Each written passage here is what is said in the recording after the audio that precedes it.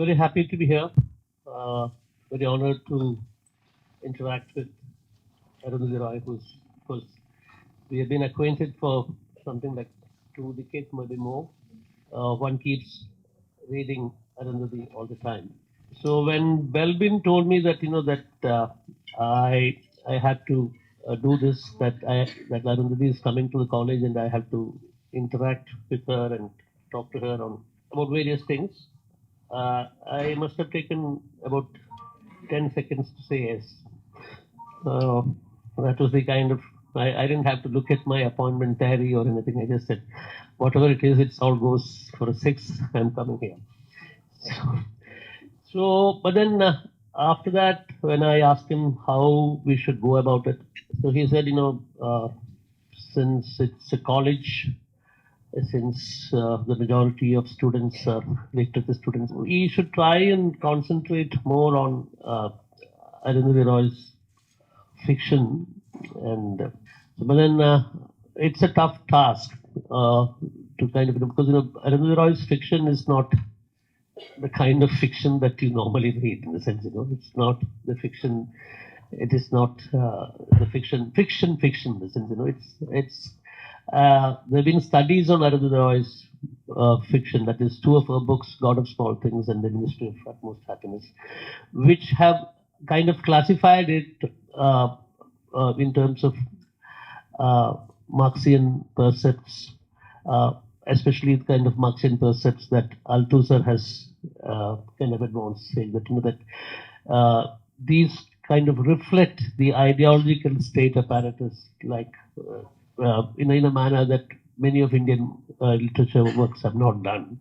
I mean, whether you look at the structures that kind of dominate the God of Small Things, and the structures, I mean, of course, when it comes to the Ministry of Utmost Happiness, it's kind of, panoramic. I think there's everything. There's Kashmir, there's Delhi. There is also people from my own ilk who have become too close to the establishment. I imagine that I know who it was modeled on.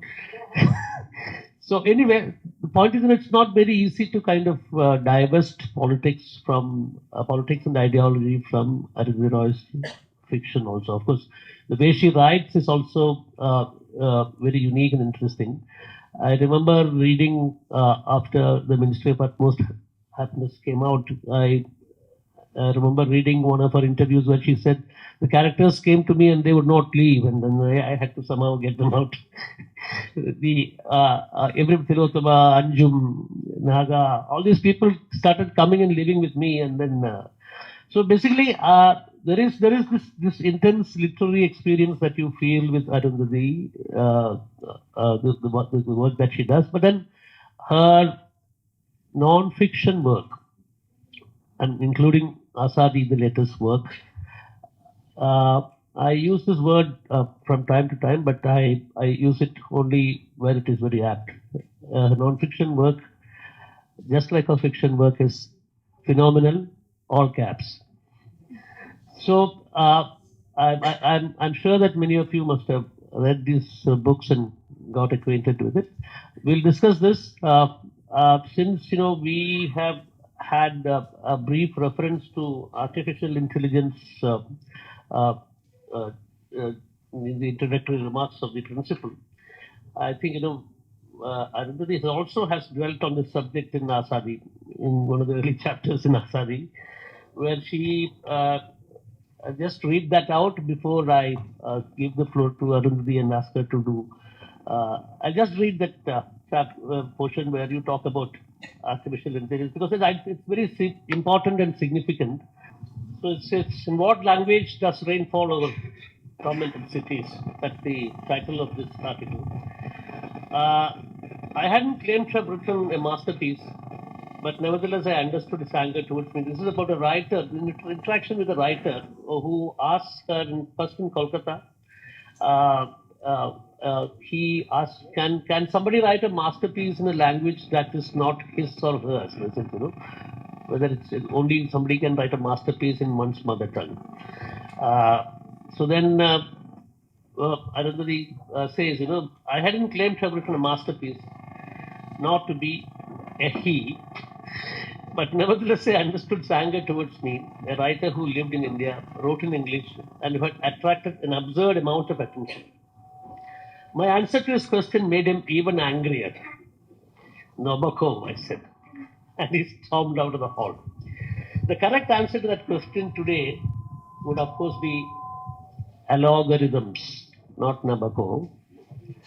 Artificial intelligence, we are told, can write masterpieces in any language and translate them into masterpieces in other languages.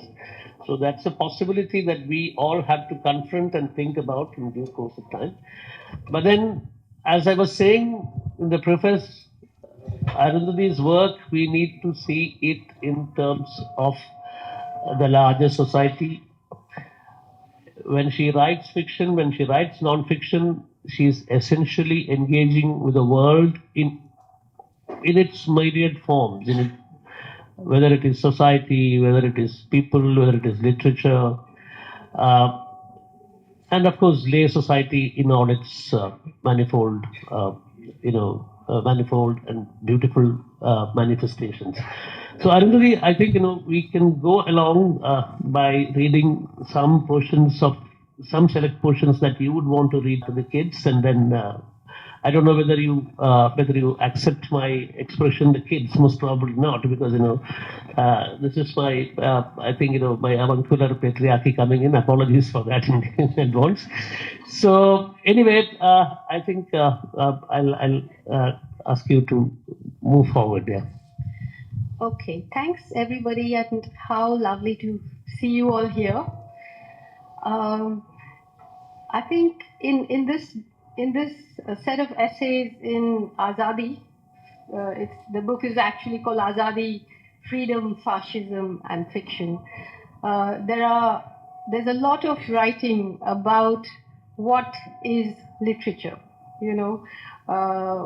Is only fiction literature? What is non-fiction? What is political? What is what Venkatesh calls fiction as opposed to fiction, and to me, although people often talk about me as a writer who engages with the state and engages with politics, I actually think that even a fairy tale written by someone who thinks they're not political is a deeply political thing, because what is it that you prioritize, what is it that you edit out, what is it that you see, what is it that you unsee, all these are political things, so politics is not something superficial about only state machinery or something. And as we know, the God of Small Things as well as the Ministry of Utmost Happiness, we live in a society, a caste-based society, a hierarchical society, where we barely need the state in order to enforce these hierarchies. So whenever people ask me what my novels are about, I say everything, because how can you have a subject that seems such a narrow preoccupation for a writer? I thought I would start, for me, I'm a better writer than I am a speaker. So I thought, let me read something to you from the ministry and from Azadi. And I'll read, given the storm that has been created by these two BBC films, I thought, I should just read a part from this book that reminds us that, when you try to make out that this is some imperialist British project, the fact is that those films are based on the work of Indian, very brave and wonderful Indian journalists, Indian activists, Indian lawyers, people who have documented things in a way that even if we don't expect any kind of justice in our lifetimes, as one of the beautiful poets said during the anti-CA protest, "Sab yaad rakha jayega." We are not going to forget. "Sab yaad rakha jayega." So This part is, I think many of you are familiar with the Ministry of Utmost Happiness, but this part is really about Anjum, who's one of the main characters in it. She is born as Aftab in the city of Old Delhi. She's a Shia Muslim who calls herself a Hijra, and who these days would be called a trans person. But she has her own vocabulary for herself, and she lives in a place in Old Delhi called the Khwabgah, which means the house of dreams, with a whole lot of other people of other genders and other dreams, and they call the outside world, which we think of as the real world, they call the outside world dunya, the real world, and they are in some other world. So early on in the novel, Anjum, whose father Mulaqat Ali has died, goes to Gujarat with a flower seller called Zakir Mia to visit the grave of Wali Dakhni, who actually is known as the father of Urdu poetry. And he was the first poet to collect a diwan in Urdu as opposed to Persian, And so Zakir Mia and Anjum, they cement their plans to go to pay respects at the shrine of Wali Dakhni by laughingly reciting a couplet by him, one of Mulaqat Ali's favorites, "Jise ishq ka teer kari lage, use zindagi kyun na bhari lage," which means for one struck down by Cupid's bow, life becomes burdensome, isn't it so? And a few days later, they set off by train. They went first to Ajmer, and then they go to Gujarat. On the third day, anxious about Zainab, Anjum called from the Ajmer railway station platform just before they boarded the Garib Nawab Express to Ahmedabad. After that, there was no news either from her or from Zakir Mia. Her son called his mother's family home in Ahmedabad. The phone was dead. Though they had no news from Anjum, the news from Gujarat was horrible. A railway coach had been set on fire by what the newspapers first called miscreants. 60 Hindu pilgrims were burned alive.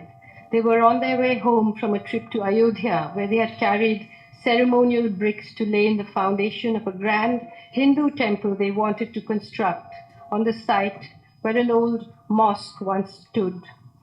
The mosque, the Babri Masjid, had been brought down 10 years earlier by a screaming mob. A senior cabinet member who had watched as the screaming mob tore down the mosque said the burning of the train definitely looked like the work of Pakistani terrorists. The police arrested hundreds of Muslims, all auxiliary Pakistanis from their point of view, from the area around the railway station under the new terrorism law, and threw them into prison. The Chief Minister of Gujarat, a loyal member of the organization, was at the time up for re-election.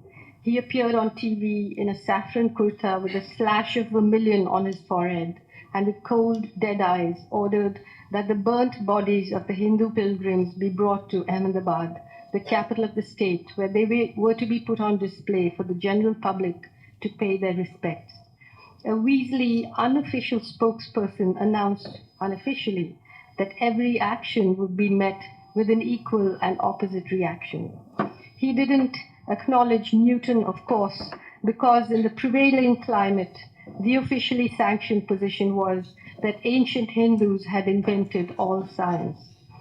The reaction, if indeed that is what it was neither equal nor opposite. The killing went on for weeks and was not confined to cities alone. The mobs were armed with swords and tridents and wore saffron headbands. They had cadastral lists of Muslim homes, businesses, and shops. They had stockpiles of gas cylinders, which seemed to explain the gas shortage of the previous few weeks. When the people who had been injured were taken to hospital, mobs attacked the hospitals.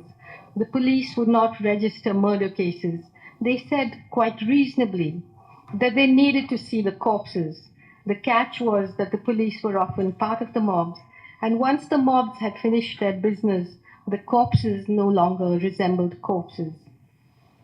Nobody disagreed when Saida, who loved Anjum, suggested that the soap operas on TV be switched off and the news be switched on and left on in case by some small chance they could pick up a clue about what might have happened to Anjum and Zakir Mia.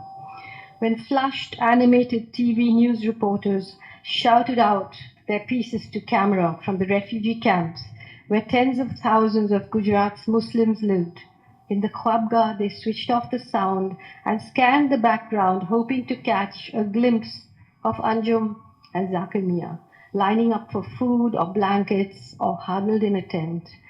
They learned in passing that Wali Dakhani's shrine had been razed to the ground and a tarred road built over it, erasing every sign that it had ever existed. Neither the police nor the mobs, nor the chief minister could do anything about the people who continued to leave flowers in the middle of the new tarred road where the shrine used to be. When the flowers were crushed to paste under the wheels of fast cars, new flowers would appear. And what can anybody do about the connection between flower paste and poetry? Saida called every journalist and NGO worker she knew and begged him to help her, but nobody came up with anything. And so then, anyway, finally they find Anjum and bring her back to the Khwabga, but Zakir Mia has been killed, old Zakir Mia, the flower seller.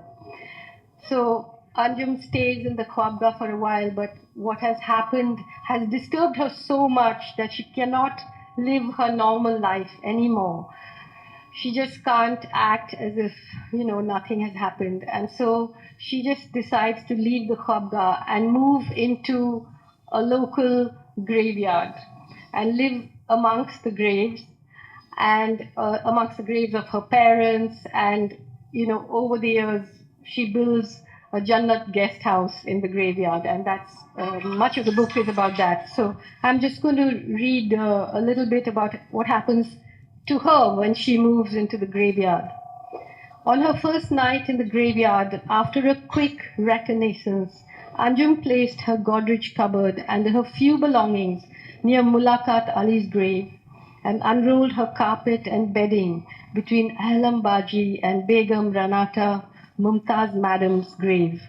Not surprisingly, she didn't sleep. Not that anyone in the graveyard troubled her.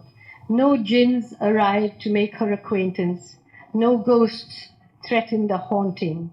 The smack addicts at the northern end of the graveyard, shadows just a deeper shade of night, huddled on knolls of hospital waste in a sea of old bandages and used syringes, and didn't seem to notice her at all.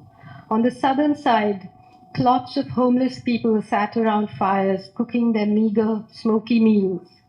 Stray dogs in better health than humans sat at a polite distance, waiting politely for scraps. In that setting, Anjum would normally have been in some danger, but her desolation protected her. Unleashed at last from social protocol, it rose up around her in all its majesty, a fort with ramparts, turrets, hidden dungeons, and walls that hummed like an approaching mob. She rattled through its gilded chambers like a fugitive absconding from herself. She tried to dismiss the cortege of saffron men with saffron smiles who pursued her with infants impaled on their saffron tridents, but they would not be dismissed. She tried to shut the door on Zakir Mia, lying neatly folded in the middle of the street like one of his crisp cash birds, because he used to make these little bird garlands, with 1 rupee notes. But he followed her, folded through the closed doors on his flying carpet.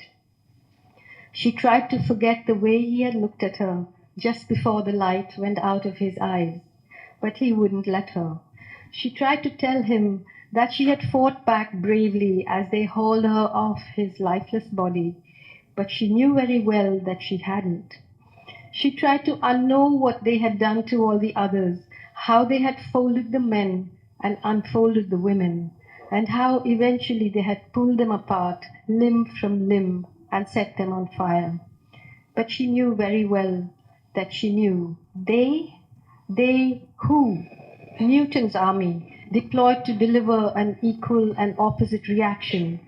30,000 saffron parakeets with steel talons and bloodied beaks, all squawking together. Musalman ka ek hi stan, Kabristan ya Pakistan. Only one place for the Musalman, the graveyard of Pakistan. Anjum, feigning death, had lain sprawled over Zakir Mia's body. But the parakeets, even though they were or pretended to be pure vegetarian, this was the minimum qualification for conscription, tested the breeze with the fastidiousness and proficiency of bloodhounds. And of course, they found her. 30,000 voices chimed together, mimicking Ustad Kulsumbi's Birbal. Kulsumbi is the guru of the Khwabga, and she has this little parakeet called Birbal who only speaks in galis and insults, you know. I hi, Sali, Randi, Hijra, sister fucking whore Hijra, sister fucking Muslim whore Hijra. Another voice rose high and anxious. Another bird, nahi yaar, mat maro, hijron ko marna apshagun hota hai. Don't kill her brother. Killing hijras brings bad luck. Bad luck. Nothing scared those murderers more than the prospect of bad luck. After all, it was to ward off bad luck that the fingers gripping the slashing swords and flashing daggers were studded with lucky stones embedded in thick gold rings. It was to ward off bad luck that the wrists wielding iron rods that bludgeoned people to death were festooned with red puja threads, lovingly tied by adoring mothers. Having taken all these precautions, what would be the point of willfully courting bad luck? So they stood over her and made her chant their slogans. Bharat Mata Ki Jai, Vande Mataram. She did, weeping, shaking, humiliated beyond her worst nightmare. Victory to Mother India, salute the mother. They left her alive, unkilled, unhurt, neither folded nor unfolded, she alone, so that they may be blessed with good fortune. Butcher's luck, that's all she was, and the longer she lived, the more good luck she brought them. She tried to unknow that little detail as she rattled through her private fort, but she failed. She knew very well that she knew very well that she knew very well. The chief minister with cold eyes and a vermilion forehead would go on to win the next election. Even after the poet prime minister's government fell at the center, he won election after election in Gujarat. Some people believed he ought to be held responsible for mass murder, but his voters called him Gujarat Ka Lalla, Gujarat's beloved.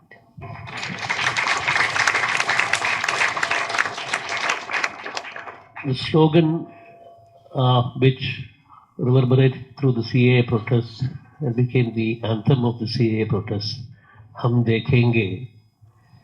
As we just referred to it, all the more important to read this passage to reiterate Hum Dekhenge.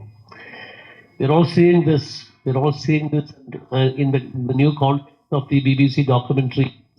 We are once again going back to these memories. I mean, Anjum's life is a testimony of what happened at that point of time and how she kind of feigned that she was dead, and even after they found out.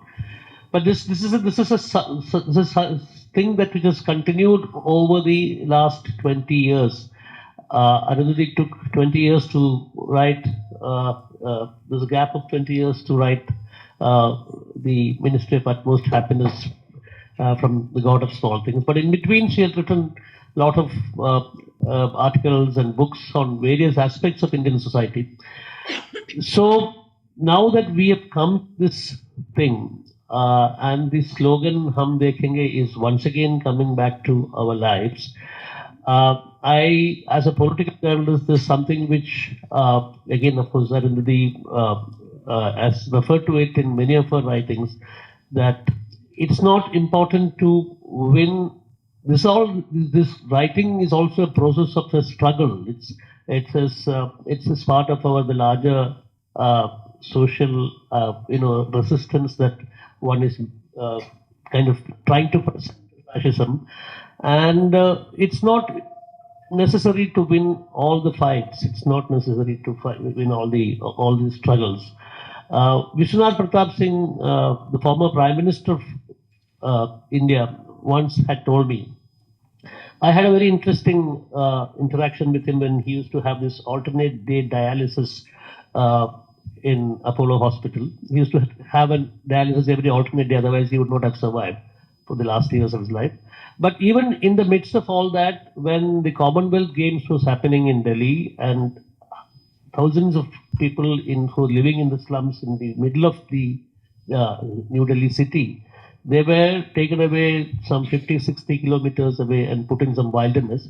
He was the only politician, once again coming back to these structures, the oppressive structures that occupy all positions of power in India across ideologies. You see that in the God of Small Things. You see that in the Ministry of Utmost Happiness even more starkly.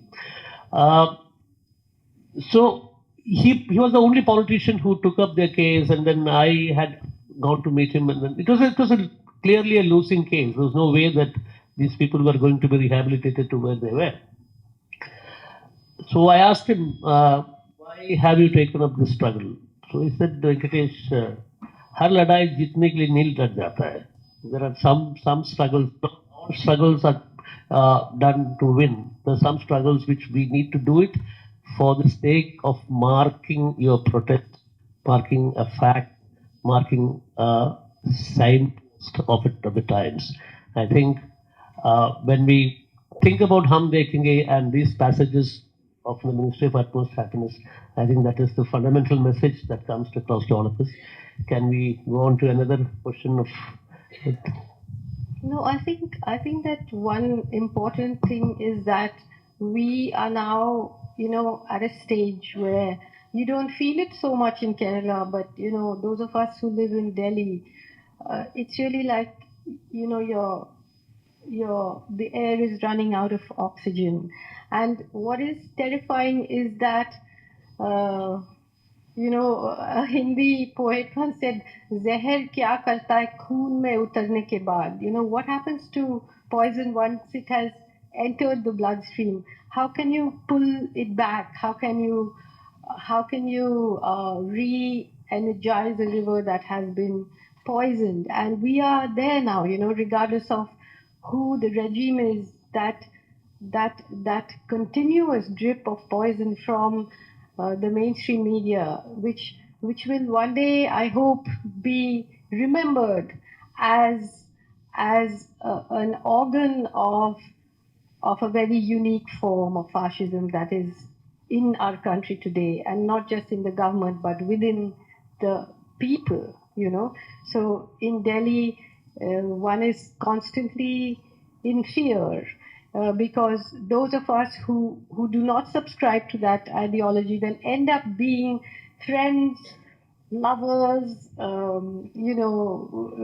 just gym mates or whatever it is with people who do not share that ideology. And then you happen to, in some way or the other, belong to some kind of a minority, and then you begin to fear. I have Muslim friends from Aligarh, from Kashmir, and you're just all the time worried, what will happen to you if you're driving at night? What will happen to you if you're on a train? Well, it's not even political, it's just personal, emotional, that kind of feeling. And that is where we live now. And in a democracy where political parties are trying to get back a footing, you see that they are frightened of talking about the communal question openly because they're frightened of losing the Hindu vote, So then what is left is us to speak about it always and say that it doesn't matter, you may win, lose, whatever it is, but this will be put down in history. We will remember that we were not with those people, you know. So, what are we as a society who has been able to absorb caste, uphold caste, dehumanize whole lots of people, say that there are castes who are Bhudeva, like gods on earth? That is Nazism. That is fascism. I mean, we didn't need the BJP to come and tell us that, this is fascism or this. Caste is a form of fascism. Some people are entitled, some people are godly, some people are inhuman, you know. So it's only a sideways shuffle to fascism. But I'll and you know, every atrocity that we swallow, every atrocity that we allow ourselves to normalize, everything that happens to someone else, yes, it's going to happen to us. You know, I remember writing in one of the essays, My Seditious Heart, that you know, it is Kashmir, whether Kashmir is an integral part of India or not, India is becoming an integral part of Kashmir, because now we have our policed campuses, we have censorship, we have journalists being killed. I mean, I'm not comparing the horrors that are happening in Kashmir to India yet, but certainly once we allow that to be normal, surely, you know, it's going to happen to us, and we are not going to be able to speak about it at all, because we have accepted that it is all right for that to be done to other people in our name. So with that, I'm going to read a little bit from a chapter called The Untimely Death of Miss Jabin from Utmost Happiness. This is chapter 9. Ever since she was old enough to insist, she had insisted on being called Miss Jabin. It was the only name she would answer to. Everyone had to call her that. Her parents, her grandparents, the neighbors too. She was a precocious devotee of the Miss fetish that gripped the Kashmir Valley in the early years of the insurrection. All of a sudden, fashionable young ladies, especially in the towns, insisted on being addressed as Miss Momin, Miss Ghazala, Miss Farhana. It was only one of the many fetishes of the times. In those blood-dimmed years, for reasons nobody fully understood, people became what can only be described as fetish-prone.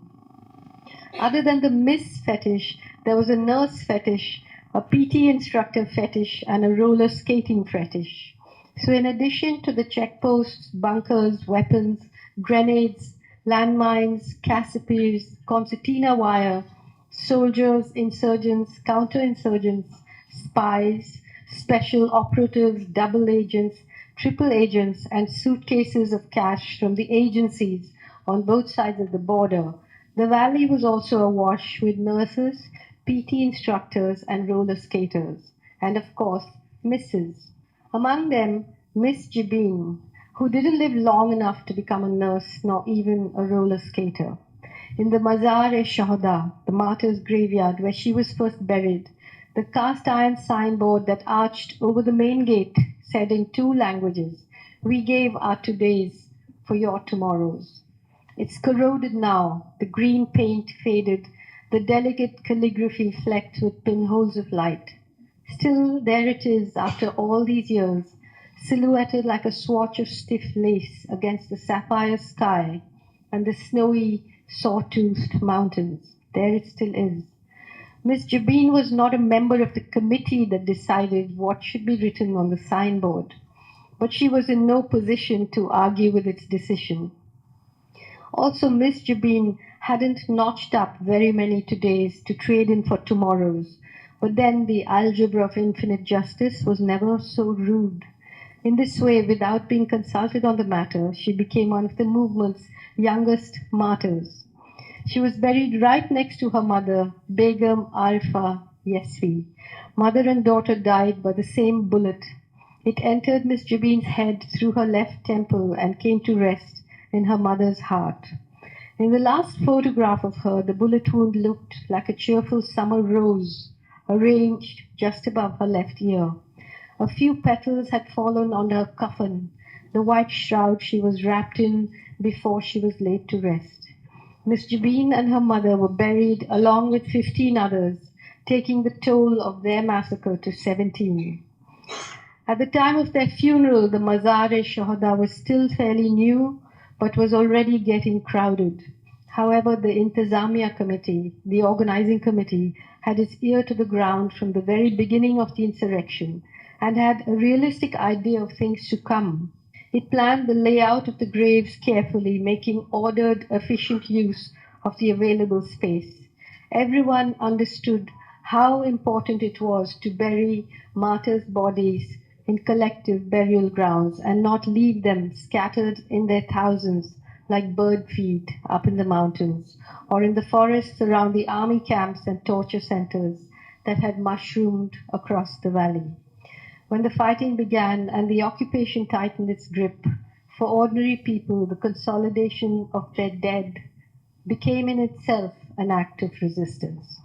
Arundhati was talking about the way mainstream media has shut up and started identifying with fascism in its various forms and manifestations. I think I would like to read a short portion of the Ministry of Utmost Happiness, where I think, where Arundhati shows a mirror to some of my ilk. And I think it will be of interest to students of communication here. I'll just read that this sort of a friend Naga.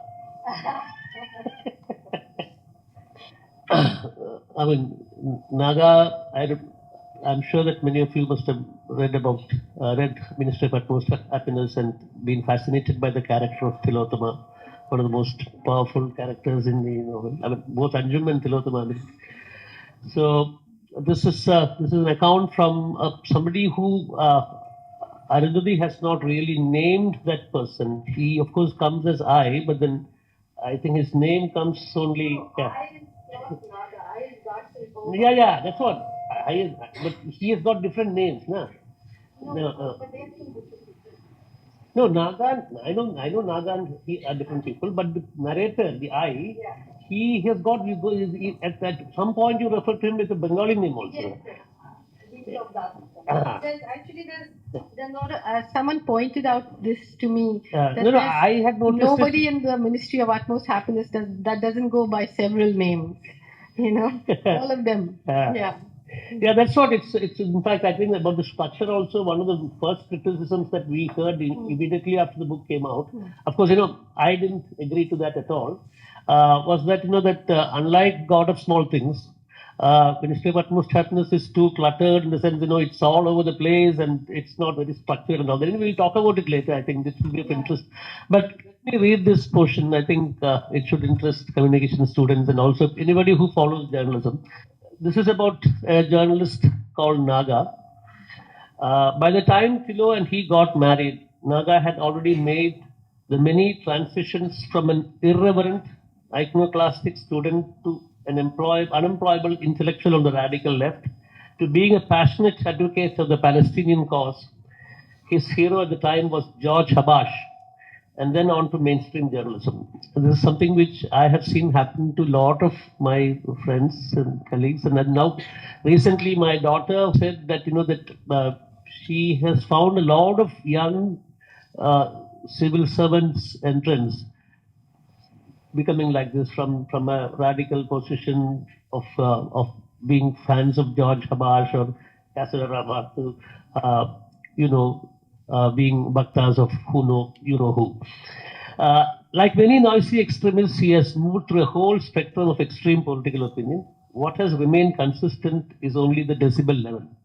Now, Naga as a handler, though he may not see it quite that way in the intelligence bureau.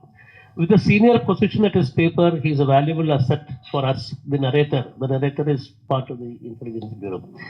His journey to the dark side, if that's what you want to call it, I wouldn't, began with the usual bit of quid pro quo. His beat was the Punjab. The insurgency had more or less been crushed by then, but Naga spent his time digging up old stories, providing ammunition to those farcical parodies called people's tribunals. after which they brought out even more farcical people's charge sheets against the police and the paramilitary.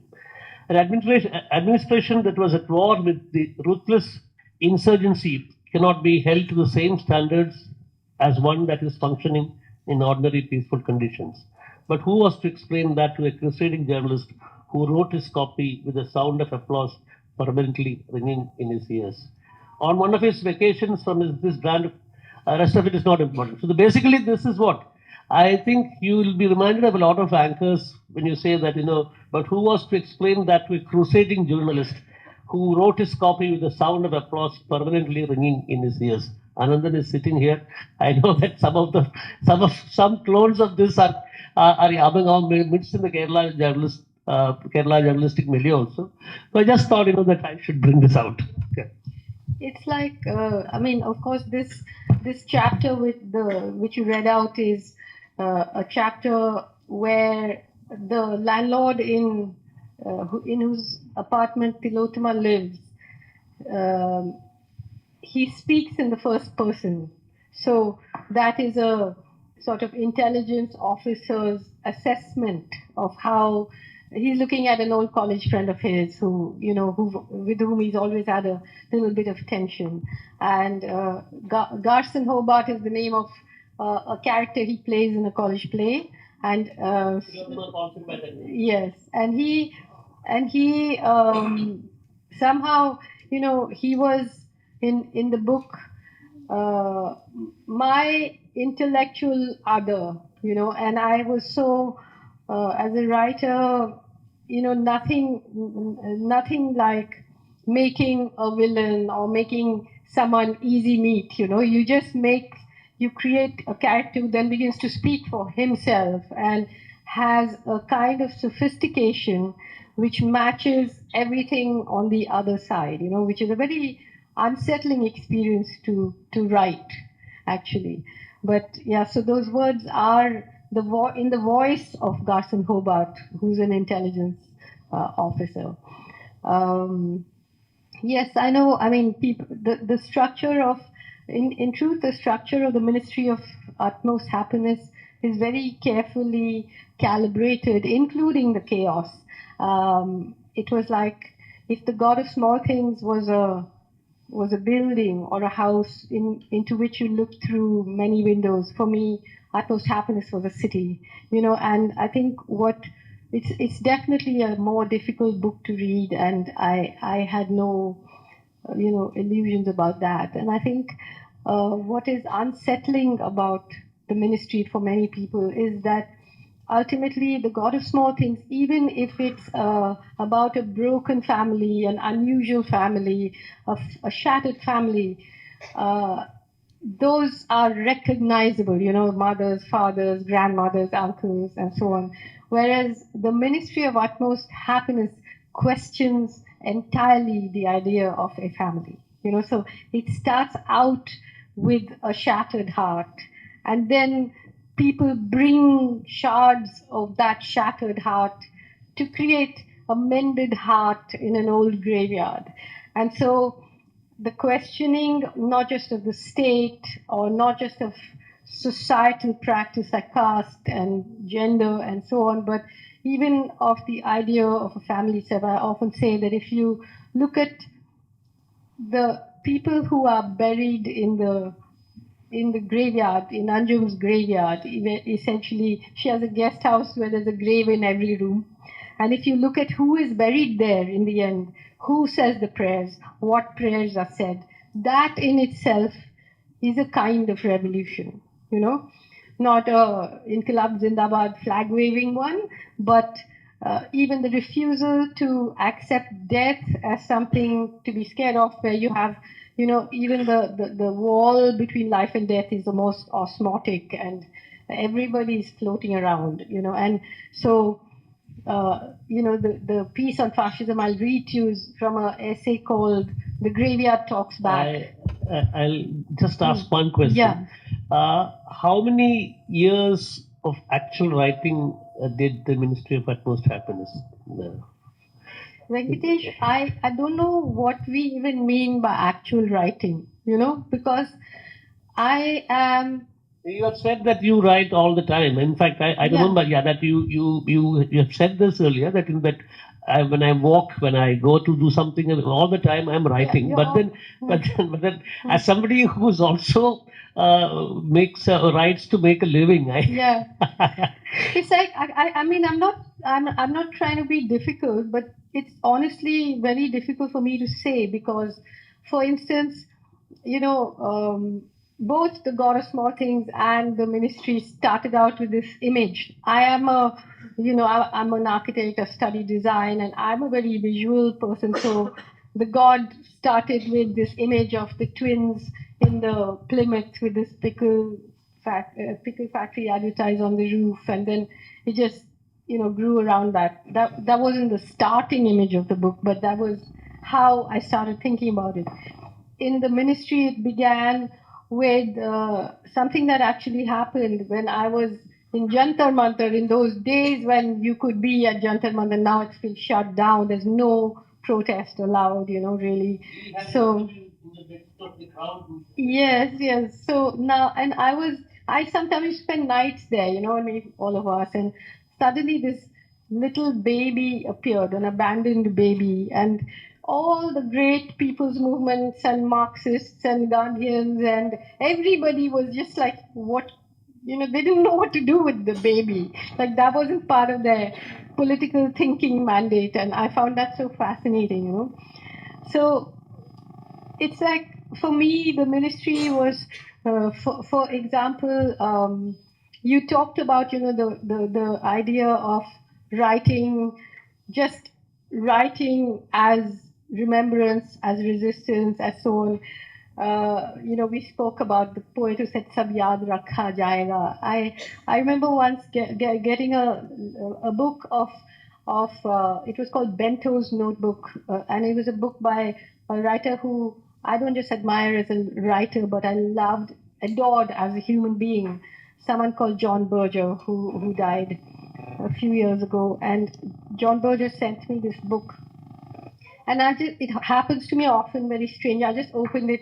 As soon as I got it, I just opened it. And it said, I'm thinking of you. He had written this in it. I'm thinking of you, Arundhati. And I asked you, why do you write what you write when you know that, in some ways you can't win? When you're writing these things, you know that you can't win. And then I know why you do it. You do it because you're telling them, we will never be zero. You can never make us zero. You can do what you like to us. You can lock us up, you can mock us, you can troll us. We will never be zero. So that's a part of what one does, and that zero means we will write with joy, we will write with beauty. We won't just be these quivering, angry people who are talking about literature and protest. No, we will continue to be us in our entirety, in our naughtiness, in our small rebellions, and all of that. So when that, and for me, that only fiction can do. So when you ask how long does it take, it's like I keep saying I'm like a sedimentary rock. Like you can't write this book unless I wrote the 20 years of nonfiction that I did. Unless I traveled to Bastar, to Kashmir, unless I used to say that the only royalties I want are that people in those places trust me and they talk to me because of what I've written before. Can I just go anywhere in the world and say, hey, I wrote this, can you give me lunch? That's my royalties, not, I mean, I get a lot. I do get, I mean, I'm embarrassed by how much of the other kind of royalties I get. It's a lot, but that's not as important to me as this. So I was talking about Anjum and being in the graveyard and not accepting the borders between life and death. And in Kashmir, in Kashmir, it's like here you have a graveyard in Old Delhi covered by the Jannat guest house. Jannat in Urdu, of course, means paradise. And then you have the valley of Kashmir, which people call paradise, covered with graveyards. And so the Graveyard Talks Back is a lecture about the conversation between these graveyards, and the fact that in Kashmir they say the dead are alive and the living are only dead people pretending, because of what has been done.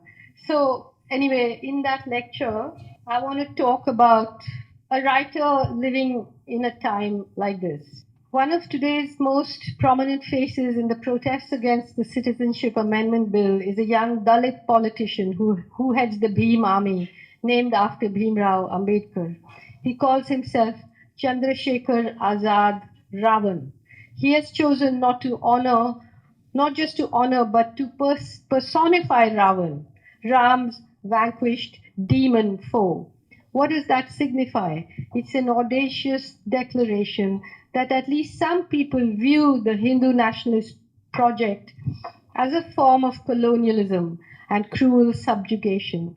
Ravan is seen frequently on the front pages of the papers, infuriating the government by making common cause with the Muslim community. He appeared late one night on the crowded streets of Delhi's Jama Masjid, a night filled with shouts of Jai Bhim, Inkilab Zindabad, long live Bhimrao Ambedkar, and long live the revolution. A precarious solidarity is evolving between Muslims and Ambedkarites and followers of other anti-caste leaders like Jyotiba and Savitribai Phule and Sant Ravidas and Birsa Munda, as well as a new generation of young leftists who, unlike the older generation, place caste alongside class at the center of their worldview. It's still brittle, still full of material and ideological contradictions, still full of suspicion and resentment, but it's the only hope we have. The trouble is that this fragile coalition is being slaughtered even as it's being born. The fake news project, its history department, as well as its current affairs desk, has been corporatized, Bollywoodized, televised, Twitterized, atomized, weaponized, WhatsAppized, and is disseminating its product at the speed of light. It's all around us. It's the weather we endure and the air we breathe. It's the smell of spring and the winter chill. It's what we see and hear and swim in. It's the threat, it's the promise, it's the grey pillar that presses down on our hearts in our dreams and our waking hours. It's what we react to and what we write against. And it's what makes writing that most perilous of activities, whose consequences are not literary prizes or good or bad reviews. For some of us, every sentence spoken or written, real or fake, every word, every punctuation mark can be torn from the body of a text, mangled and turned into a court notice, a police case, a mob attack, a television lynching by crazed news anchors, or, as in the case of the journalist Gauri Lankesh and so many less well-known others, an assassination. Gauri was shot dead outside her home in Bangalore in September 2017. And the last message she sent me was a photograph of her holding the Ministry of Utmost Happiness. Assassination is the extreme end of the spectrum. Elsewhere on it are threats, arrests, beatings, and if you're a woman, fake videos and character assassination. She's a whore, she's a drunk, neither of which do I personally consider an insult. And not to forget the all-time favorite, she should be gang raped. Attacks on people with a profile like me, whether they are wildly defamatory or true, or physical assaults on meetings and stages, or legal harassment with false cases, are usually appeals for the attention of the BJP High Command by political workers aspiring to a promotion, a kind of job application, because it is well known that those who show this kind of initiative are often rewarded.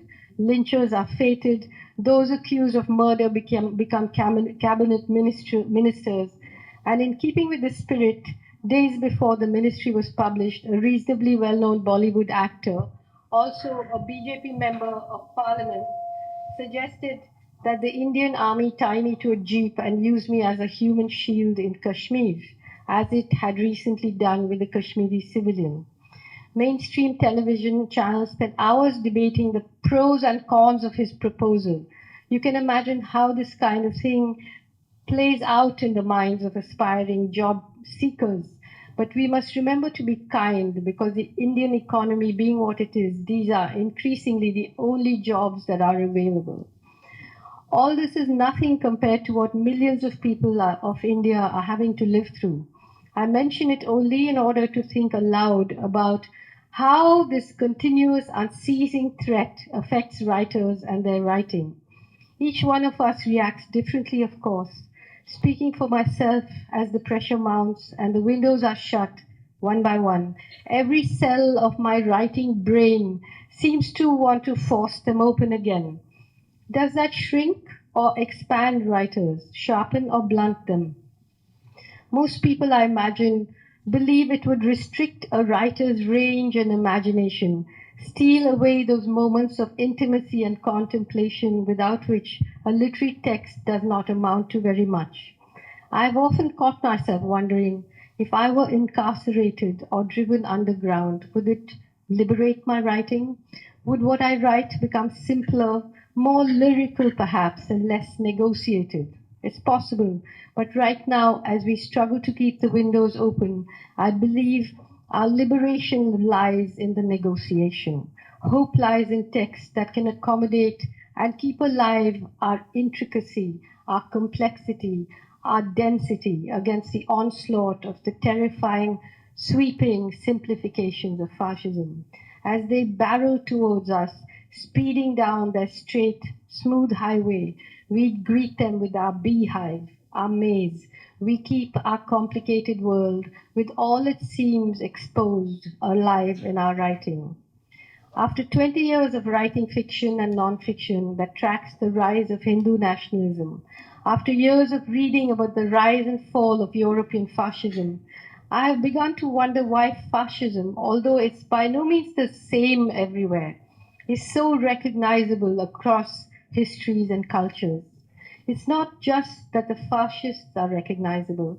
The strong man, the ideological army, the squalid dreams of Aryan superiority, the dehumanization and ghettoization of the internal enemy, the massive and utterly ruthless propaganda machine, the false flag attacks and assassinations, the fawning businessmen and film stars, the attacks on universities, the fear of intellectuals, the specter of detention camps, and the hate-fueled zombie population that chants the Eastern equivalent of Heil, Heil, Heil.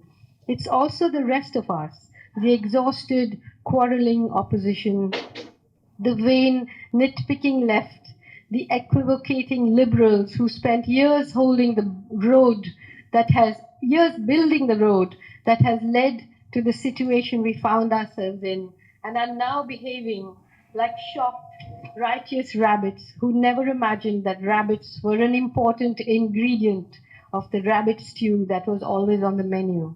And of course, the wolves who ignored the decent folks' counsel of moderation and sloped off into the wilderness to howl unceasingly, futilely, and if they were female, then shrilly and hysterically at the terrifying, misshapen moon.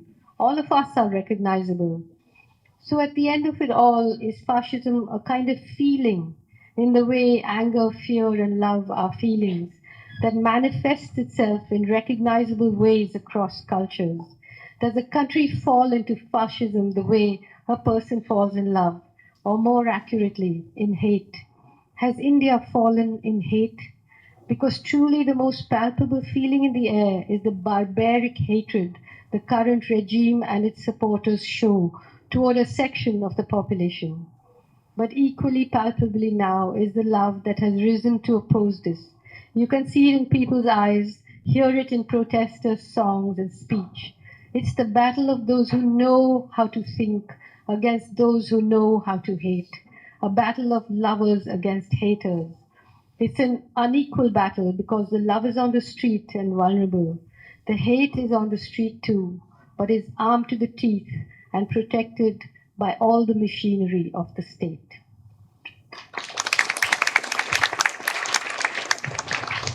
Well, I think, one doesn't have to add anything to it. It is Arundhati's manifesto, in the sense, I mean, of course, we'll have to get back to the moment where, where the child appeared among the protesters. Some paraphrasing of that, we'll come to that later. Now, of course, with this manifesto having been delivered to you in person, I think we can welcome your questions.